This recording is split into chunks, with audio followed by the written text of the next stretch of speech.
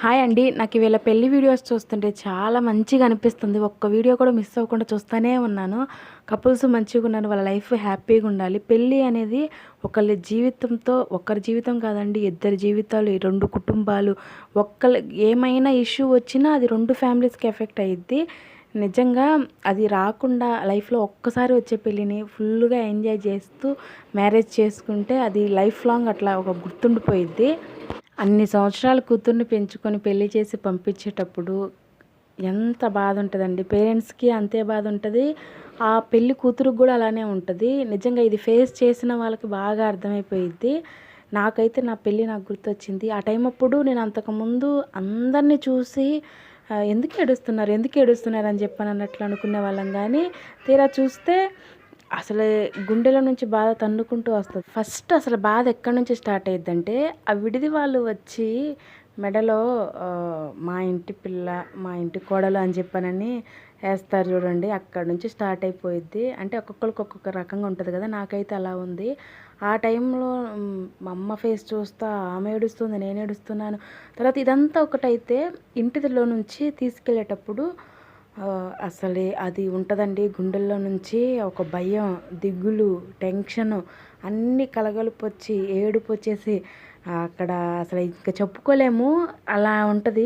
ఆ ఎమోషన్ కూడా తర్వాత అదొక ప్రేమగా మారిపోయిద్ది. అలా లైఫ్ ముందుకెళ్తా ఉంటది. నాకైతే నా పెళ్లి గుర్తొచ్చింది.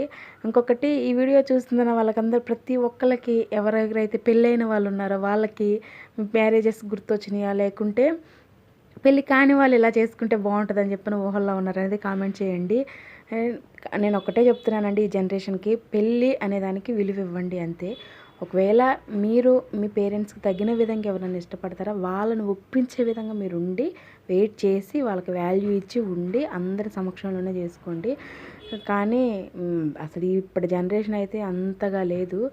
ఓకే. ఎనీవే నేనైతే చెప్పాలనుకున్నది అది. నాకైతే ఈ వీడియోస్ చూస్తుంటే చాలా మంచిగా అనిపించింది. వీళ్ళ గురించి కూడా నెగిటివ్ కామెంట్స్ మాట్లాడుతూనే ఉన్నారు. మాట్లాడేవాళ్ళు మాట్లాడుతూనే ఉన్నారు. వంకలు పెట్టేవాళ్ళు పెడతానే ఉంటారు. వాళ్ళ మనసులు కలిసినాయి. వాళ్ళు ఒకరినొకళ్ళు అర్థం చేసుకున్నారు. నాకైతే అసలు మ్యారేజ్ చేసేటప్పుడు ఆయన ఈ మెడలో తాళి కట్టేటప్పుడు అసలు అదొక ఆనంద బాష్పాల్లాగా ఒక కంట్లో నుంచి నీళ్ళు అలా గారిపోయినాయి. అది ఎంత ప్రేమ ఉంటే అలా వచ్చిద్దో కూడా అర్థం చేసుకోండి. చాలా మంచిగా అనిపించింది. క్యూట్గా ఉంది. మంచిగా రెడీ అయ్యారు అందరూ. అంటే వీళ్ళు ఎప్పటినుంచో యూట్యూబ్లో ఉన్నవాళ్ళు కదా! చాలా బాగుంది వీడియోస్ కానీ, పెళ్ళి కానీ. వాళ్ళ లైఫ్ అంతే మంచిగా ఉండాలి. అంతే. ఓకే. Thank you.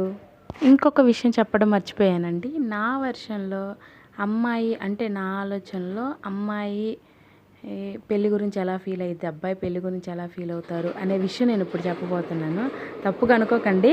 అమ్మాయి వెర్షన్‌లో పెళ్ళి అంటే కేవలం తాళి కాదు, కన్నీళ్లు అర్థం చేసుకునే ఒక మనిషి కావాలి. ప్రపంచమంతా వదిలేసిన నేను ఉన్నాను అని నా చెయ్యి పట్టుకునేవాడు కావాలి. ప్రేమ మాటల్లో కాదు, నన్ను గౌరవంగా చూసే చూపులో ఉండాలి అనేది నా ఒపీనియన్. కొంచెం రాసుకున్నాను. ఎందుకంటే ఖచ్చితంగా అమ్మాయి లైఫ్లో భర్త అనే వ్యక్తి మెయిన్ రోలు. పేరెంట్స్ దగ్గర నుంచి పెళ్ళై వచ్చిన తర్వాత అస్సలు జీవితం అక్కడి నుంచే స్టార్ట్ అయ్యిద్ది.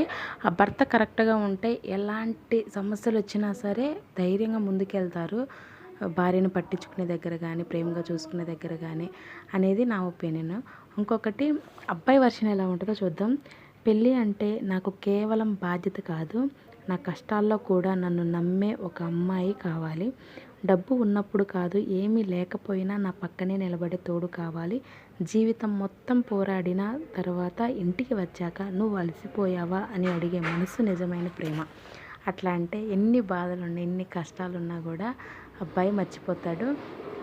వచ్చిన తర్వాత అంటే చిన్న చిన్న సమస్యలు ఏ ఫ్యామిలీస్లోనైనా ఉంటాయి. అవి సర్దుకొని ముందుకెళ్తామే నిజమైన జీవితం. ప్రతి ఒక్కరు ప్రేమ పంచితేనే ప్రతి ఒక్కరికంటే ఇంట్లో ఫ్యామిలీ మెంబర్స్కి భర్త భార్య కానీ, భార్యకి భర్త కానీ ప్రేమగా మాట్లాడటం కానీ, ప్రేమను పంచే దగ్గర కానీ ఉంటేనే అసలుకి ఇంకా వాళ్ళ బంధం స్ట్రాంగ్గా అయ్యిద్ది. సమస్యలు అన్నాక కలిసి నిర్ణయాలు తీసుకోవాలి. కొంతమంది భర్తకు తెలియకుండా భార్యలు చేస్తారు. అంటే కొన్ని కొన్ని సిచ్యువేషన్స్ వల్ల ఎవరో ఒకరు స్టాండ్ తీసుకోకపోతే ఫ్యామిలీస్ కూడా నిలబడవు. అలాంటప్పుడు భర్త కరెక్ట్గా లేనప్పుడు భార్య నిలబడాలి, బాధ్యత తీసుకొని ముందుకెళ్ళాలి. అలాంటి వాళ్ళని కూడా సమాజం బ్రతకనివ్వదు. భార్య కరెక్ట్గా లేనప్పుడు భర్తని బ్రతకనివ్వదు, భర్త కరెక్ట్గా లేనప్పుడు భార్యని బ్రతకనివ్వదు. అలా మాటలతో సూటిపోటు మాటలతో చంపుతారు. పోనీలే ఎలా ఉన్నా కూడా మంచిగా ఉండాలి, అందరూ లైఫ్ మంచిగా ఉండాలనేది నా ఒపీనియన్. మీరేమంటారు ఈ వీడియో గురించి కామెంట్ చేయండి. Please support my channel.